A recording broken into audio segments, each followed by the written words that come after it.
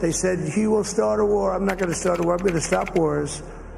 Donald Trump made this bold claim on election night 2024. Yet 2 years later, things look very different, though this script is far from new.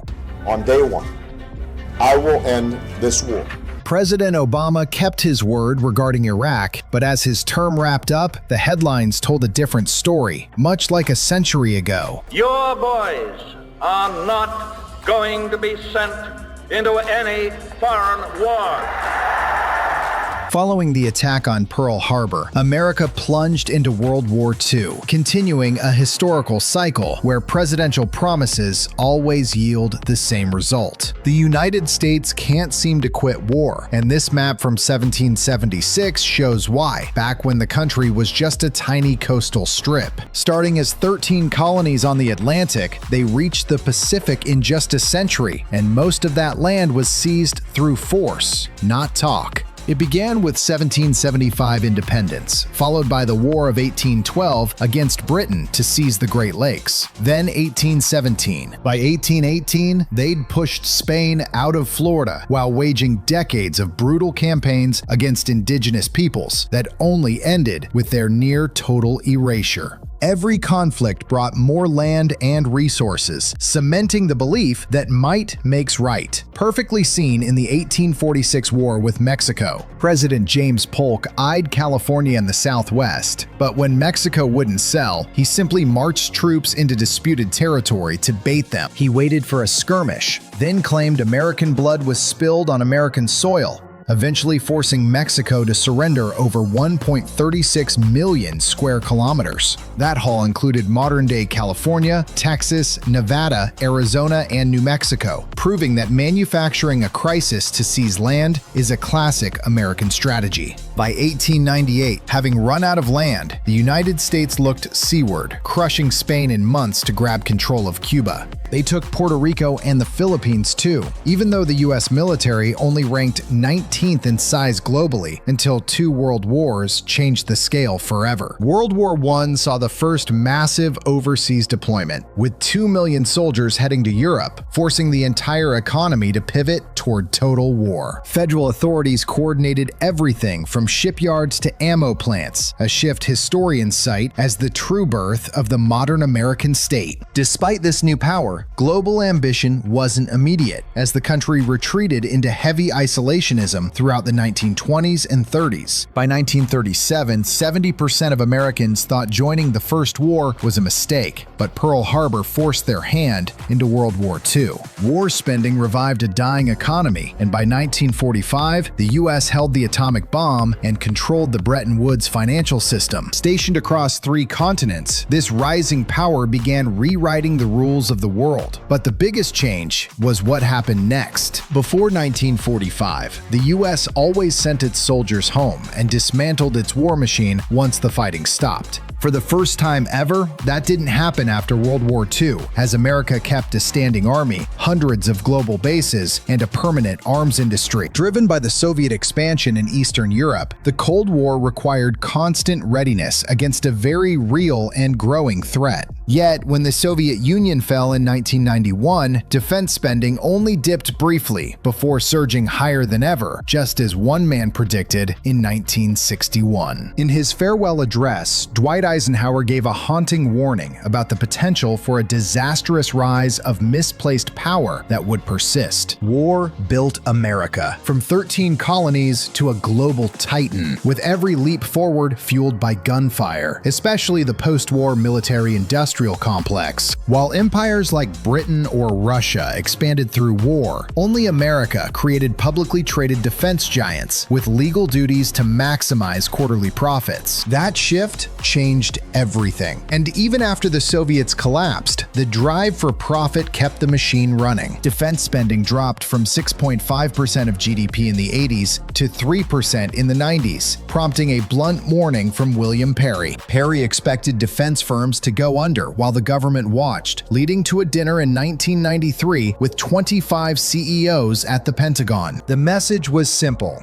Budgets are shrinking, so you must merge or go bankrupt. And that ultimatum changed the industry forever. Within a decade, 51 major contractors consolidated into just 5 giants, creating a market where only a handful of players hold all the cards. These 5 control over 50% of Pentagon contracts, and with zero competition, prices only go up, fueled by cost-plus deal structures. Basically, the government covers every cent spent plus a guaranteed profit, meaning contractors actually benefit when projects go over budget. There's no incentive to save, which is how the F-35 went from a $240 billion estimate to a $2 trillion lifecycle cost. Or the VH-71 helicopter, which saw its $6 billion budget balloon to $13 billion before the entire project was scrapped. Even when projects fail, contractors get paid in full while taxpayers eat the loss, all with almost zero financial oversight. Since 2018, the Department of Defense is the only federal agency that has never actually passed a financial audit. In 2023, auditors tried to track $3.8 trillion in assets, but 63% of it was simply unaccounted for. From $645 billion in 2014 to nearly $1 trillion in 2024, the U.S. defense budget now dwarfs the next 9 countries combined. With only 5 major players left, there's no reason to compete when everyone can just sit back and share the massive profits. Investors can double their money on defense stocks every time the Middle East flares up, proving how lucrative conflict can be.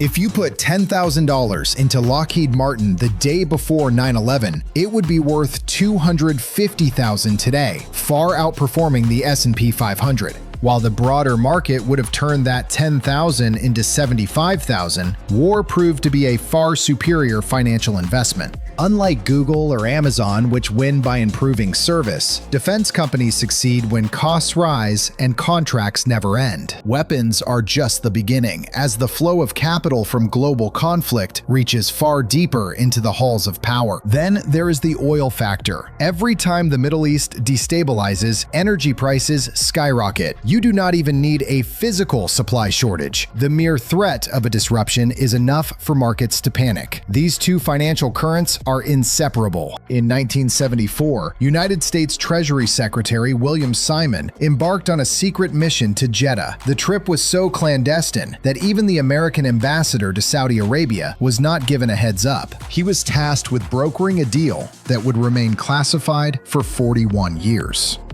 Under this pact, the Saudis committed to recycling their massive oil profits back into United States Treasury bonds. In exchange, they received military protection and the green light to purchase advanced weaponry. There was no legal requirement to sell oil in dollars, yet the global energy market effectively began revolving around the greenback. This created a self-sustaining loop. Gulf nations sold oil for dollars, then used that cash to stockpile American arms. As these arsenals grew, regional tensions flared, driving oil prices up, resulting in even more dollars for even more weapons. Between 2015 and 2019, Saudi Arabia became the world's top arms importer, with 73% of those purchases coming from America. But when oil prices crashed in 2015, the impact was immediate.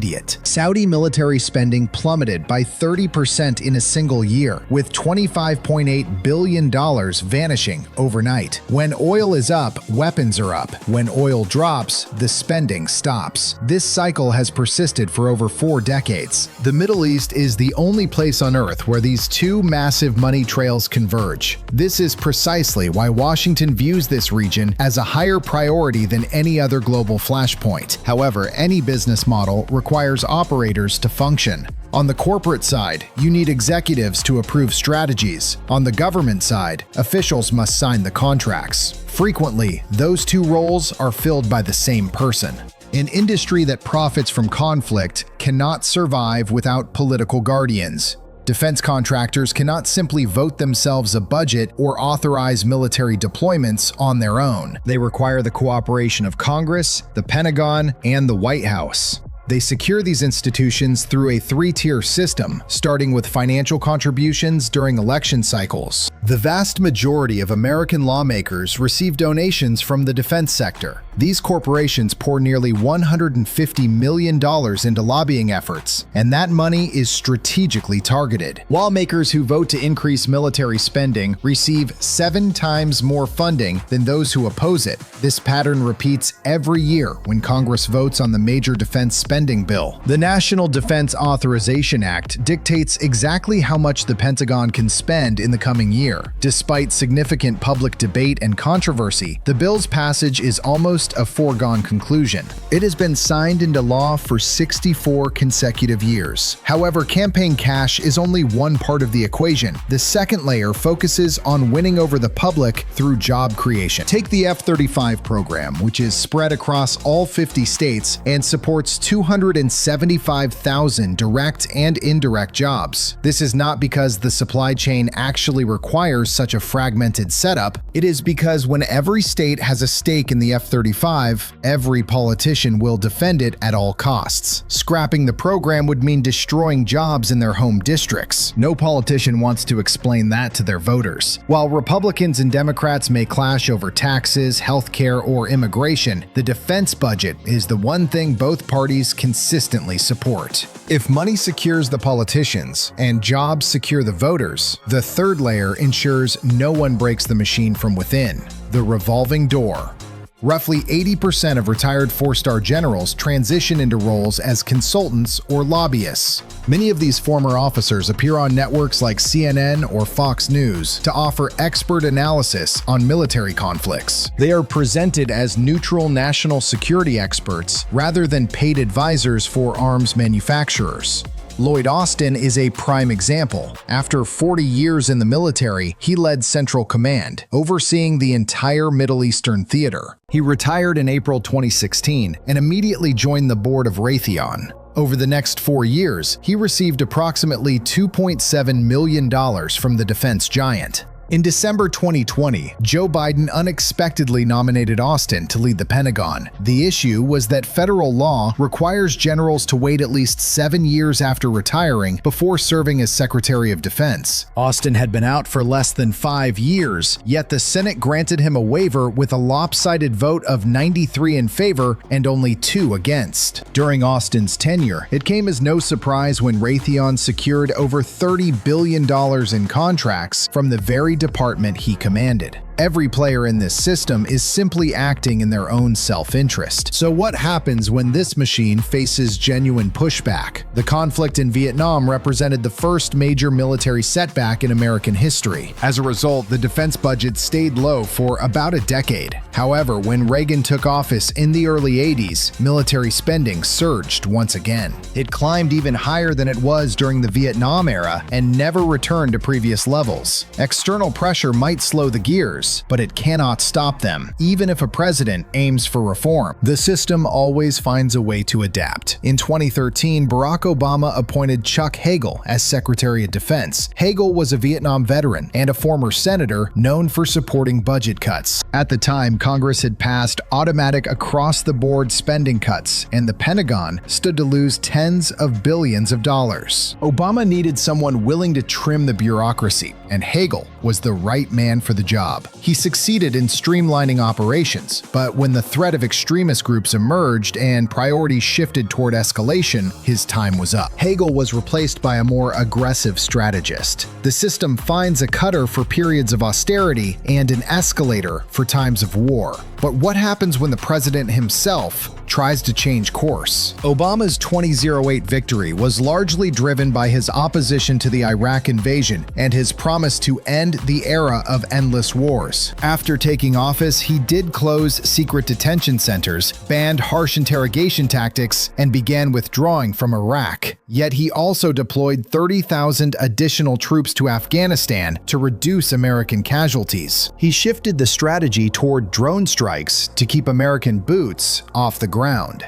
Obama personally reviewed and approved target lists every week, ensuring the process was orderly and highly controlled. This approach resulted in 563 drone strikes, 10 times more than the total during the Bush administration. In 2016 alone, the Obama government dropped 26,172 bombs across 7 countries. By that time, special operations units were active in 138 nations, representing 70% of the world. It is clear that Obama did not scale back the war effort. He simply created a more efficient, less controversial version of it. He entered office intending to change the system, but left it running more smoothly than ever. In September 2025, President Donald Trump signed an executive order to rename the Department of Defense to the Department of War. This was actually the agency's original name from its founding in 1789 until 1947. Trump was merely restoring a title that more accurately reflects its true purpose. Throughout American history, the focus has rarely been on defense. The guiding principle has always been offense. It is through this aggressive posture that the nation has secured and maintained its global interests. As long as the United States remains at the peak of global power, it is likely that the drumbeat of war will continue to echo.